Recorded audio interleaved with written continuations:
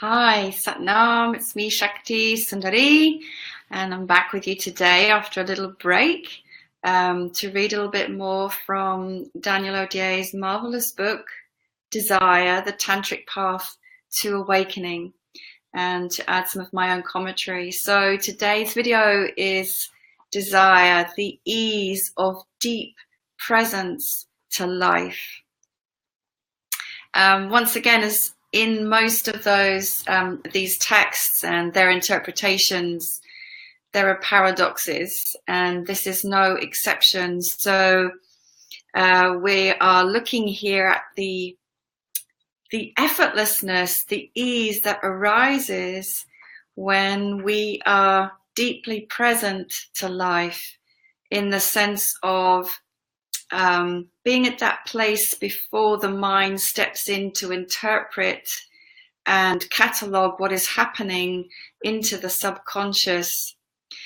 Being at that place of what I was speaking about before in my last video, of the naked sensation, the pure interaction with the reality of this moment before the conscious mind steps in, or the ego mind steps in to make something of it, to add an interpretation, to add a definition, to add a categorization, and then catalogue or box the experience into something that aligns with our past or our expectation of the future.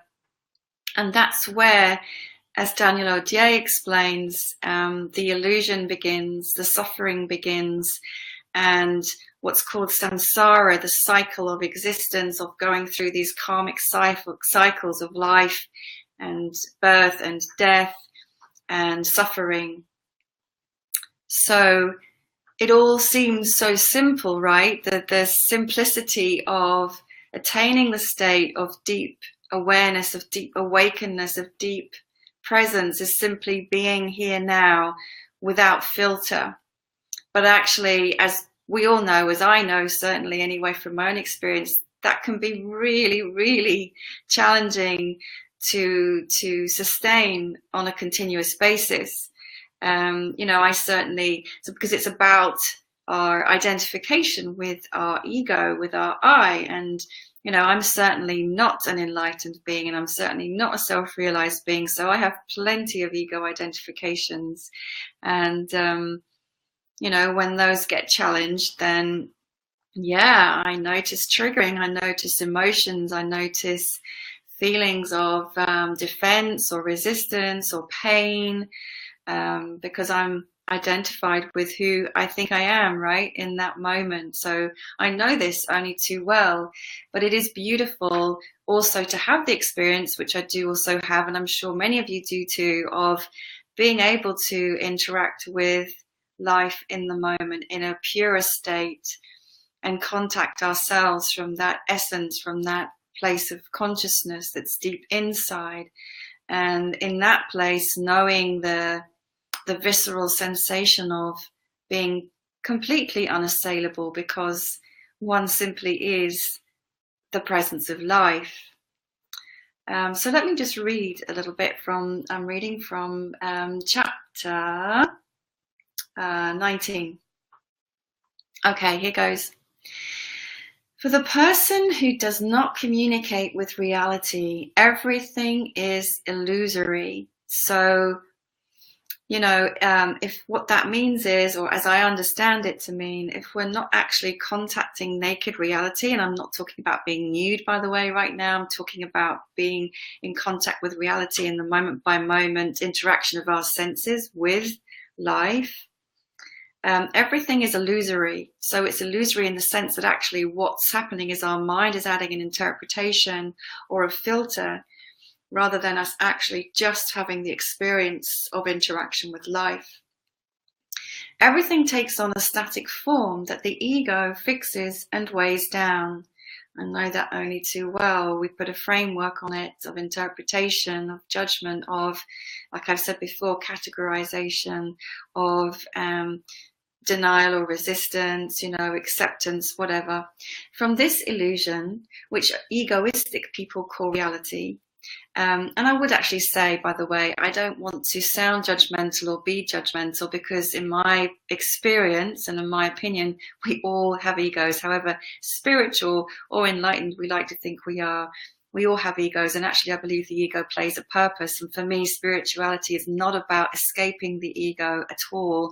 It's about staying fully grounded in life and the reality, and unifying my ego self with my higher self. But certainly it's not about obliterating or transcending the ego for me. That is not my purpose in being on the spiritual path. From this illusion, which egoistic people call reality, which would be most of us, I would say, or all of us, are born suffering, solitude, separation. All these impressions will get dumped into the unconscious, or the obscure part of innermost unconsciousness, and all these reverberations will set the stage for the never-ending cycle of the person enchained within the spheres of illusion, dependence, and unhappiness. How to escape this cycle? By total ease and presence to reality. Total ease and presence to reality. That already makes my body relax, you know, reading those words. So I'm going to paraphrase a little bit now. So this total ease and presence to reality is hindered by the perspective of the I. From there comes its agitated and powerless tension. How do we remedy that? By stabilizing consciousness in the inner world, which amounts to re-establishing consciousness in consciousness itself. So he talks here about the tension between the ego self and the experience of reality, and this tension that it sets up in the body-mind. And here then he speaks from another great text, The Secret Doctrine of the Goddess Tripura, the triple goddess, a yogini, and she speaks. This is really profound, so it's great to really hear this, and obviously it is a translation from the original, but here we go. As long as the movement of the intelligence toward the outside has not been suspended, there is no possible inner gaze. As long as there is no inner gaze, one does not attain this pure consciousness. This inner gaze is devoid of all tension or strain. How could it belong to an intelligent intellect strained with effort? So there is no striving in this state and of consciousness and in this inner gaze. So I guess what I'm taking from this is to not be so obsessed with, focused upon the outer world, but to focus first and foremost upon the inner gaze and contacting the inner self, the deep truth within of the heart and the consciousness. And she goes on to say, this is why you must approach yourself from your own essence, abandoning any kind of tension or strain. Then, for an instant, you will rejoin your own essence, and you will sustain yourself in it without thought. Then you will remember yourself, and you will understand in what sense consciousness is simultaneously both unknowable and perfectly known. Beautiful, beautiful words. So we come to this sense again of ease, of the ease of being fully and totally present, and of the importance of that inner gaze rather than the dependence on the interpretation of external events, beings, experiences, coming back again and again. And I guess eventually being able to cultivate the sense to sustain that deep inner gaze and connection and contact with our essence at the same time as being able to sustain the gaze outwards while maintaining that inner gaze, if that makes sense. It's a bit of a paradox, I know. Daniel Odier goes on to say, easefulness allows immaculate consciousness to emerge. Presence in our actions allows this same consciousness to unfold spherically towards the world. I love that. To unfold spherically towards the world. To contact it deeply and to let it come back to the source of the heart, where each perception finds freshness and tremoring vibration. So then there is the possibility in that easefulness for contacting life in its pure essence. And, you know, again, it's not something that I personally experience on a continuum. I certainly don't, but I move in and out of that. And I guess with practice, we move in and out of it less or more, and it becomes a more sustained experience. Very beautiful. I'm going to end with this beautiful story, which is from the Chan tradition. And here we go. A Chan story tells of how two adepts, one of the Chan school, the other of a different school, meet along a river. The adept of the other school says that his master possesses extraordinary powers. Seated on one side of the river, this master can draw in the air the marks printed on a piece of paper that one of his disciples is holding on the other side of the river. And your master? Of what marvels is he capable? My master is a great magician, answers the Chan adept. When he is thirsty, he drinks. When he is hungry, he eats. When he is tired, he goes to bed.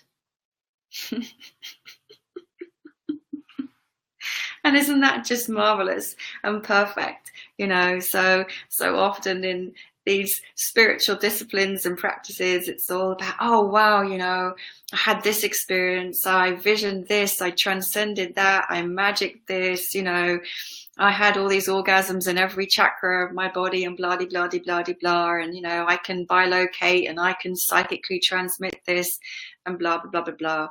And then we come back to the most humbling of realities, which is when I'm hungry, I eat. When I'm thirsty, I drink. When I am tired, I sleep. So beautiful, so simple, so pure.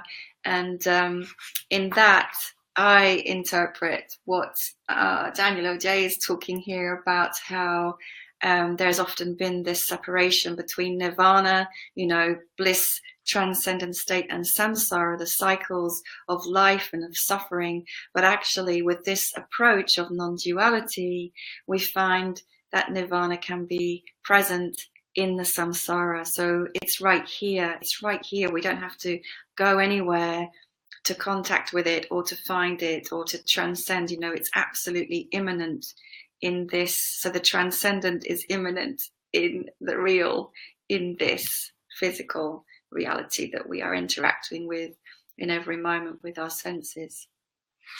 I hope that makes some kind of sense. You know, it's pretty far out there, but also very simple. Sometimes the most complex things are the most simple, eh?